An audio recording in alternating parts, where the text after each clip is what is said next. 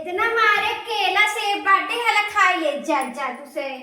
इतना धोखा से खरीद लिया है तोरे से खावा ना जाए जकरे ना करो झंकत है धोखा से एक दो साल गए ना तब कहता कबू एक साल बाद लिया है ना तब कहा जाबा हमारे घर केला आया सेब आया एका कहा जाबा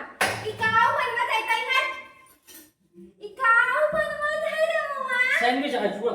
सैंडविच खाते हैं सहरी बना दे सैंडविच खाए जिंदगी चले तो हाथ से के खाना पर्वत पड़े इ नहीं खवाता है तो से नहीं अम्मा ये अच्छा लगा था इ नहीं खाता इ का हुआ है बटर इतना मारे घी रखा हुआ घी नहीं लगा होगा तब का से बस पैसा चाहे पैसा खाई ना से कहते इ का भाई है अम्मा आज ले आए का हुआ है